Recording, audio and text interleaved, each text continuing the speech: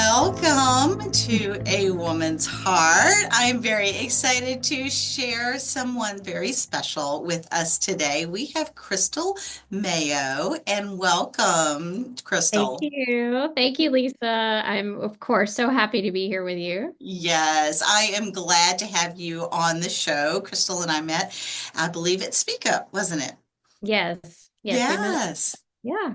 Yeah, I believe we met at Speak Up, and then we also got to see each other at some other places around town and really enjoy getting to know you and your story. And you have quite the story, and we'll get to a little bit more of the meat and bones of that. But there's a reason why we have you here in May for Stroke Awareness Month, so Yeah. that is going to definitely play a part in your story. But before we get to that, I would love for my listeners to get to know you a little bit better. So tell us a little bit about yourself and something fun that isn't normally in your bio.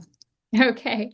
I am from Southwest Louisiana, and my roots run deep in the South, and they Hmm. were perm bleached and teased from my early age because I grew up in a beauty shop that was just like Still Magnolias. If you Hmm. saw that movie with Julia Roberts and Dolly Parton, well, I grew up in that scene, and my mother could play Dolly Parton's twin in real life. So our beauty shop was the hub of the town, and we had so many personalities that came in and out of the beauty shop. We had our own Weezer, we had them all. We had Clary, and it was the most precious childhood growing up there and watching my mom minister to all of these ladies who came into the shop. And I think that's just, it was a childhood like none other. And I am the younger daughter of my family. I have an older brother, but pretty much I just stayed in the beauty shop all the time. And I got to Okay. with everybody that came in town or visited that day. And we had our regulars. So we had some that came once a week or some that come twice a week. And so these people became our family. And it was just a great way to grow up and to experience women's ministry in a whole different way. Yes, yes. Well, and you're right. Definitely, if your mother was ministering to people, it is women's ministry outside the confines of the church walls, which it sometimes can be even more effective because people can be more vulnerable, they can be more themselves. And I imagine you had a lot more fun in the beauty shop than your brother would have. So, He would fight me for the hairbrush from time to time. So, hair was very important in our family. One time he passed a locker that had a mirror and he didn't like the way his hair looked. And he called my mom and asked if he could check out. And mom did check him out from school because his hair didn't look that great. In our family, hair was very important. oh my goodness, that is hysterical. I don't think my brother ever really cared that much about his hair to try to check out from school. And my mother would have said, "Are you kidding me? No, no, that's Right, not happening." right, right. Oh, but there is something special about having and getting your hair done.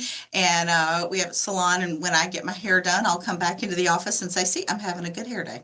And so you walk a little taller, you hold your Yes. head up a little bit more when you know that you are looking good. And you mentioned being able to watch your mother minister to all of these women over and over. How do you think that background, that foundation of growing up in the beauty shop and watching this, how do you think that prepared you for later on with some of the other challenges that you were going to face? Well, we had a dear sweet saint that came into the shop, and I'll call her Clary. She was our Clary. She was blunt and to the point, just like her haircut. And I loved her. She was beautiful and just full of life throughout our town. She was into politics. She was into the school board.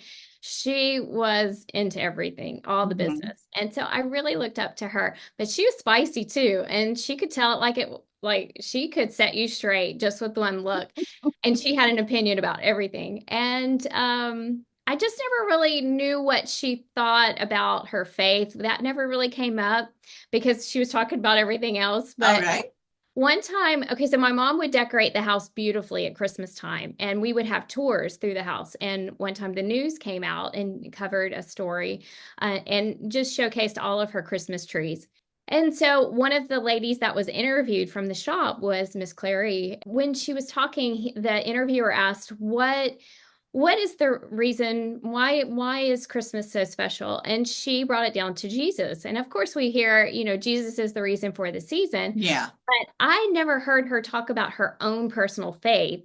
And it really opened my eyes up to like, Miss Clary's a believer. And I watched her journey because she ended up getting breast cancer.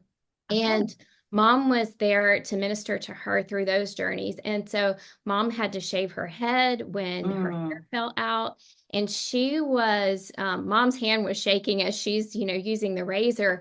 But Miss Clary was so uh, gracious to help my mom through that, and she's the one going through it. And so Yeah. I saw she would talk about her faith, and it really helped me to understand when I would have my own health trauma where I needed to rely on. And so really my roots run deep because of what I witnessed in that beauty shop Hmm. Yeah, yeah, they really do, both on your head and in your and faith. faith. So both ways. And you mentioned the health trauma, and I did say that May is Stroke Awareness Month. So some people are probably going, okay, somewhere this is going to come into play. So I would love for you to share because that is a big part of your story now. It wasn't back then in the beauty shop, but it is definitely part of your story now. So I would love for you to share that part of your story. Thinking about it is making me emotional because it's almost been 9 years since Wow. my stroke. And Mm, so that was August of 2016. And I okay. was preparing to homeschool my three kids. I had everything that could have taught a small school district. I had everything to prepare for homeschooling these kids. You're not an overachiever. Yeah. So, I mean, it was unbelievable the things that I prepared for this to happen. And so the week of gearing up for that, they Mhm. had been in public school and I just felt a calling to do this. So I worked and I worked and I worked, preparing everything I could possibly need to teach them. And then sometimes our plans are not God's plans. And I really felt like it was a Mhm. calling, but that door was shut. And Mm. that Sunday, I went to church. And when I came home from church, I started having a headache. And I didn't think it was anything out of the ordinary. And then I began to get dizzy and, thought that, well, that's kind of odd. As she left them, she's like, "Are you okay, Crystal?" And I said, I just have a headache. I think I'm going to lay down while the kids play. And I lay down on the couch and the kids were just like a whirlwind around me. In those movies Mhm. when the whole scene is spinning and it's slow motion and the kids were getting into things and I couldn't think of how to redirect them. And I just called my friend and I said, "I'm so sorry, but I can't take care of the kids right now. I don't know what's Mm. going on, but can you come get them?" And so she came and got them and she left me and she said it was a decision she regretted. We would later learn that that was the beginning of the process. But Mm. so that was Monday. I isolated myself in the bathroom after my friend picked up her kids because I didn't know what was happening. And called my husband and I said, "I just don't feel right. Can you come home?" He found me in the bathroom and I hadn't passed out. I could not function and I didn't understand what was going on. Wow. So I was just really dizzy. And so we didn't go to the emergency room. I called my doctor and they said that I could come in on Wednesday, which the tip Yeah, there's with probably more stroke. than one story about that. So tips with strokes are, that you're to act fast. But of course, I was Yes. 38 at the time. I would have never thought of a stroke, but it was just the beginning of the process. So Hmm. I went to the doctor on Wednesday and I had to brace myself almost walking into her office because or into the waiting room and into the being seen by her because I couldn't hardly steady myself, but I really didn't want anybody to notice the difficulties I was having. So I just was kind of downplaying what I was feeling. And she looks in my ears and she says, "Well, I think you have vertigo."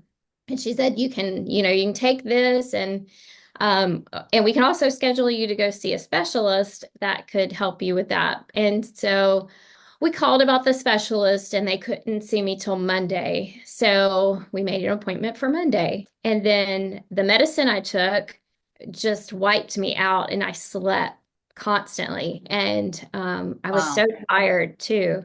So my main symptoms were I was disoriented and, very dizzy. And Hmm. then on Saturday, we had some friends come in town, and I just wasn't myself. I couldn't think coherently on sentences, and I was very silly and it just wasn't myself. They left, and then I told my husband, I'm going to go lay down and take a nap. And and all I had been doing was sleeping. So I really shouldn't have been tired. Before I got into the bed to nap, I got on my knees and I said, Lord, if there's something more to this, would you show me? And so I laid down, took a nap, and when I got up, I tumbled out on the floor because my feet weren't working at that point. My legs couldn't support my weight. Mm. And I was managed to get over to the chair and I called for my husband and he said, "Well, let's check your blood pressure." And so I was a little mad too. And I was like, something's going on because, you don't just can't walk. And so I took my blood pressure. Of course, it was high. And he said, I think we should, rest tonight. It was getting towards evening. He said, I think we should rest and then maybe go to the hospital tomorrow. And I think I threw that. I did. I threw that blood pressure machine at his head. And of course, I missed, but I was like, I need to go to the doctor. So we dropped our kids off to my in-laws and we went to the doctor. I mean, the hospital, the ER, and they ran some tests. They did CT scan and nothing showed up. And they told me, Really? I was having anxiety. And Oh my gosh. sarcastically, I'm like, when your legs don't work, you're going to have anxiety. I could communicate, but I just couldn't walk. And so we knew that wasn't right. We came home, we regrouped, and then decided to go to Houston, which is 2 hours away and a hub of medical Hmm. help. So the Yeah. best medical hospitals really are in Houston. That's 2 hours away from us. So that was a Sunday morning. Um, and my friend who dropped the kids off, a few days before called to check on me. And she said, Crystal, what's going on? And I said, we're just decided to go to Houston. And she said, well, I want to pray for you. And she darted into a Sunday school room and her doctor happened to be wrapping up his Sunday school class. And he got on the phone with me and prayed for me. And then I asked him, I said, we don't know where to go in Houston. Where should we go? And he said, go to this hospital. So yeah, we did. And then as we were traveling on the way, my child's pediatrician, he had heard I wasn't feeling well. He called to check on me and I said, we're going to go to Houston. And he said, great. And so he also confirmed that I should go to the same hospital. And so Yeah. that's our journey. And we went to Houston and they almost sent me home. Oh my word. Wow. Like I said, I could communicate, but the memo didn't get sent to say that she can't walk because my husband was carrying me to, if I need to go to the restroom, he would pick me up and carry me. And the word got to the top. The doctor told me, the head doctor said, don't get sick in August because the residents are new. Note to self, I will, okay, next time when my body decides to have a stroke, I will tell it, just don't do it in August. Mhm. I'm Right. sure it will listen and cooperate. Right. Well, so after that, he ran some tests and they sent me to a room. In the middle of the night, they kind of went and they brought me up to go get tested, and I had an MRI done. And at 1 in the morning, a doctor woke me up and said, Mrs. Mayo, I need to speak to you. I was so tired. We had been up for a few days at this point, Yeah. and it was like, and she said, Mrs. Mayo, I need to speak to you. And I just laid there with my arm out, thinking she was going to take my vitals. And my eyes shot open when she said, Mrs. Mayo, you've had a stroke. And Mm. my world was spinning. A stroke? Only older people I know have strokes. Yeah, you just that would be nowhere on my radar at the age of 38. I mean, and you were Yeah. relatively healthy, so you had no other really pre-existing conditions or any other warning signs. Yes. And so After she left, my husband started collecting the things in the room because they said I would be moved to the stroke ward. And I just turned to the Lord and I said, Lord, I mean, there was no words, just Lord. And I heard three, four words that I could feel his presence and just feel him talking to me. And I heard, I will restore you. And those four words became my lifeline Yeah. because there were days that we had no answers. You know, I was in that Hmm. hospital for 18 days. I had every test in the world done. I had the best minds in Houston working on my case. They wrote the book on strokes and Wow. could not figure out what happened to me. And my stroke Mm. wasn't minor. You might look at me today and say, she never had a stroke, or it was a very minor one. Mine was not minor. The damage was done to both sides of my brain, and so much areas in both sides were covered with that I lost oxygen to. So Mm. whatever happened, it split and went to two sides of my brain. They said it was a rare stroke, and Wow. there's no answers. Mm. So As to when what caused it or why. right, Mm. so when there's when modern medicine has no answers, Jesus is the one you turn to, and Yeah. he's the great physician, and he was my light in the darkness. Yeah. Yeah. Yeah, I imagine he was. And you mentioned you were in the hospital for 18 days, and Mhm. it took you several years, Yeah. even with the promise then that you would be restored. And you do. I had no idea that you had had a stroke until much later after I had seen you walking around and everything else, would never know from just looking at you. Whereas we also have a mutual friend who it's obvious something Right. had happened, and she still walks differently and her hand is Right. different. It's obvious physically that she has had something happen, and hers was a massive stroke at a very young age. And yet, looking at you, you can't tell, but it took several years, and you were actually blind for a while, weren't you? Yeah, I was partially blind in both eyes. I didn't drive for 2 years. Uh, Mm, I lost, I had trouble with memory. That's probably where I still struggle, is my memory. I had the left side weakness. I had to learn to walk again, use my hand because it was weak as well. So hmm. I did OT and PT for some time, and then had other things come up because of the left side weakness, and I had to do other therapy. So I've been off and on of therapy in probably, the past 9 years. So three heavily, and then off and on as I need it. I'll go for tune-ups here and there. Yeah. Well, I think we all need tune-ups every now and again. Even if we haven't, even if we haven't had a stroke, we need some tune-ups every now and again. Well, during the middle of that, as you were recovering, you mentioned that those words that he would restore you were very much a lifeline. What were some of the other things that you did that were helpful?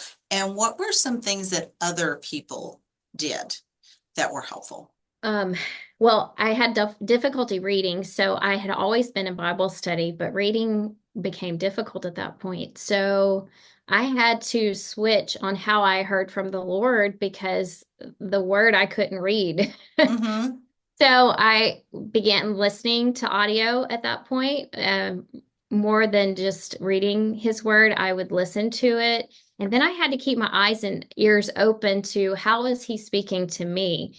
And that could be through something through nature or different things, which might sound contrary to what we say in our Christian circles. But when you can't do what you did before, you have to Yeah. listen in a different way. And Yeah.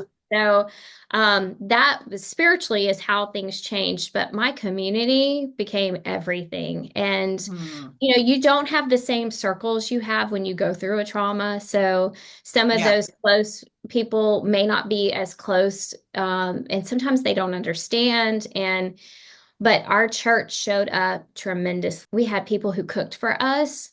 We had one family cook for us for a whole year. Oh my goodness. Yeah. And then Wow. three ladies from the church and in my neighborhood, I had a neighborhood friend as well, but they would bring me to my therapy. So I had therapy 3 days a week, and they were the ones who drove me because, like I said, I couldn't drive myself. Hmm. Then I didn't homeschool. I couldn't homeschool that. All those plans, they didn't happen. So the Yeah. kids went back to public school. They had never ridden the bus before. They had to ride the bus because I couldn't take them to school anymore. So that Mm. that became a more relying on someone. Even registering our kids, it was because we had missed a few weeks in school because of the transition.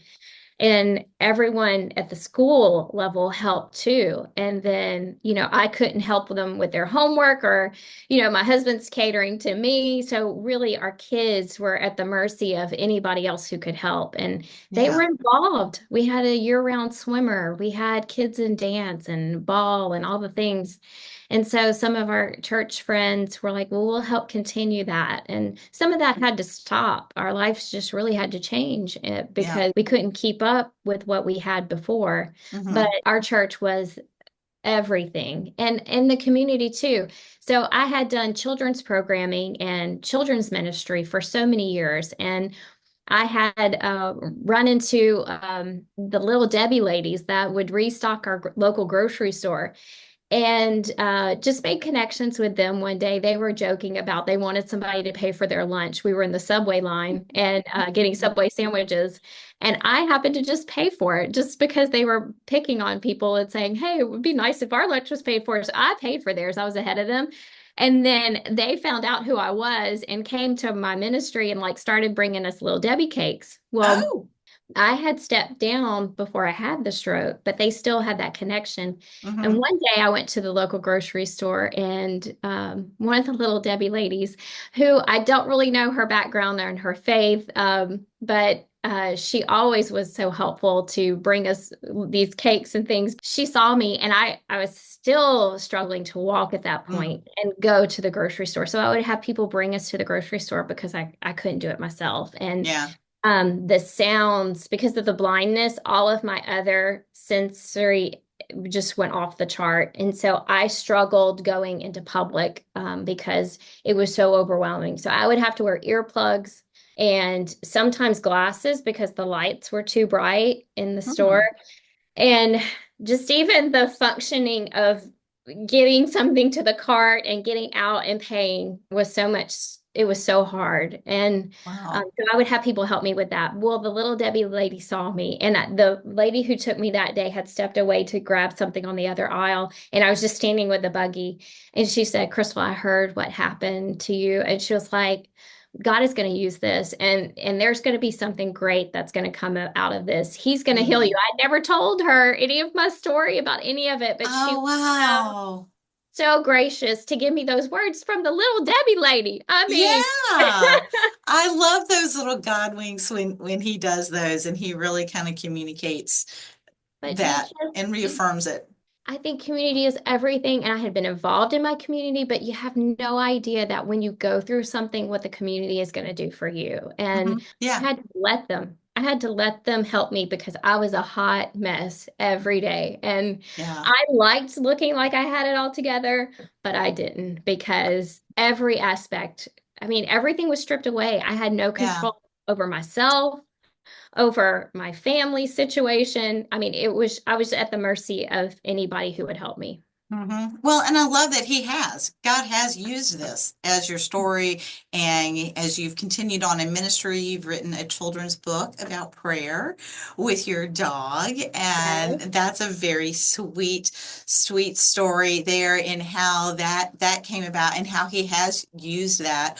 What would you say and to say to about that journey? I mean, through that, and then what are the things that you have learned through this and how he's used what was a horrible thing that you would never wish on anybody, but the growth and the blessings that he's brought out of this? What would you say that you've learned and how you've changed through it? Well, the story of Lucy's Home, that's the children's book. Mm-hmm. That started with my son who desperately wanted a dog. And he asked and asked, and we were a hard no. And I told him to pray about it, and he did. And this special dog ran into our lives. And that's what the whole children's book is about, Lucy's Home. And this dog I did not want became my everything because as I was learning to walk again, Lucy was right there with me. And those days that were so difficult, I just wanted to keep the covers over my head. Lucy was there to encourage me. And only God, in His loving grace, would give me something that I didn't think I need, but I would definitely have to have in my Yeah. recovery. And so I just know that sometimes we may walk through something that is hard, but I believe God gives us grace to walk through those difficult things. And Mhm. it might be a little dog, it might be the little Debbie lady, it might be a meal from a friend, but He brings us those little lights and those little messages of hope if Mhm. we just can tune in to his frequency and hear what he's saying. I think those, that's there. He prepares us and then he gives us grace to walk through those hard things. Yeah. Yeah, I think he does.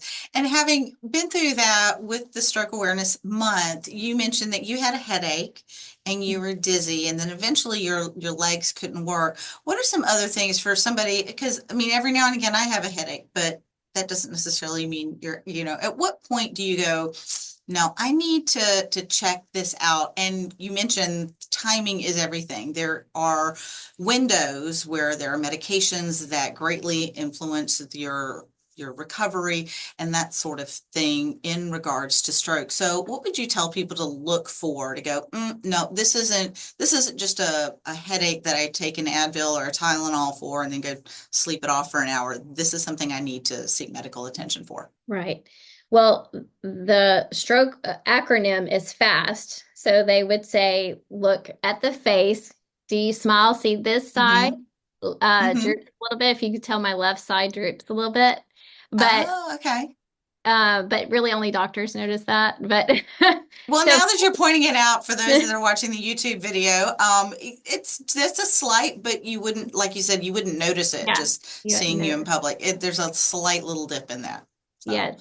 So if you smile and there's a droop on one side, that's something to be aware of. hmm They even will have me like stick out my tongue, and if your tongue goes to one side, then that could be a clue as well. Okay. How's A is for arm? How's your arm? If you have a tingliness in your arm or the inability to grasp something, if you keep dropping something, might be a clue to pay attention. Speech. Can you speak? Is it slurred? hmm Is it making sense? Is it garbled? My speech, I could still speak, but what I couldn't do was text. So I had sent a message to my Oh. sister-in-law and it was a garbled mess. And I knew it was wrong, but I couldn't figure out how to fix it. So for Mm. me, it was my text messaging speech, not Your speaking. verbal speech. Yes. Okay. So a different part of the brain was affected. Our brains are amazing. And just that, Yeah. whatever part handles speech, that was my part affected. So I could still speak. And that's how how people didn't think I was in trouble because I could still talk. And then time, T is for time. So you're if you have any symptoms, you're supposed to go quickly to the emergency room and let them know your symptoms. Like I said, I had a CT scan and it came back fine, but it wasn't until I had the MRI that it showed I had damage. So I Mm. would say if you know that you are not feeling right, Yeah. you check yourself. So go through, is my face drooping? Is my tongue, doing something weird? Is my arm numb? How's my leg? Do I feel weak in that leg? Um, how is my speech? What do my text messages look like? And then act quickly if there is a problem. Yeah. And I think you bring up an important point too, in that you knew something was not right with you because all of us are different. And whereas those were your symptoms, they may be different for someone else. Right. And so that is one of those things where we do kind of have to advocate for ourselves and go, that may not be the norm, but this something is not right for me, and to then be able to advocate for yourself as well. Well, Crystal, thank you. I know we could probably just keep chatting all afternoon, but one of the things that I always like to ask on my show, and you have a passion for sharing your faith with other people and sharing your story and encouraging other women and other people as well. What would you say to encourage someone else to pursue the passion that God has placed in their heart? Mm. If you're like me, you can't be settled if you feel there's this desire that the Lord's calling you to. And so For me, one day I turned in my Bible and Psalm 96:3 seemed to leap off the page, and it was published, "Tell everyone the amazing things God has done." And that's began my calling in the writing the Lucy's Home. And then I hope to tell the beauty shop stories and Hmm. then even the stroke story. So I have those on the horizons that I hope to write soon. Yeah. But I would say just pursue it because you're just, if you're like me, I'm miserable if I'm not doing what I'm supposed to be doing. Even if it's like the Lord telling me, go bless that so and so, go give something, go do something. Oh, even like those lady, the little Debbie ladies, like pay for their lunch. Whatever he's calling you to, you're going to be the most fulfilled and happy if you're walking in that calling. Okay. Very good. Very good. I think that's excellent. Excellent. Now, Crystal, if somebody wants to get your book or connect with you, find out where you're speaking, what you're up to, what is the best way for them to connect with you? Okay, that's my name, crystalhmayo.com. It's all Okay. right there for you. Very good. We will have that in the show notes. Crystal, thank you. I'm so glad that he did restore you and that I had a chance to meet you and get to know you and still know you, and that you have a chance to offer that hope and encouragement to other women. So thank you very much for that. And thanks for being on the show today. Thanks, Lisa. I just love what you're doing and sharing your podcast with so many. You are a dream, and I just love every chance I get to be with you. It's so much fun. So thank you, Lisa, for today.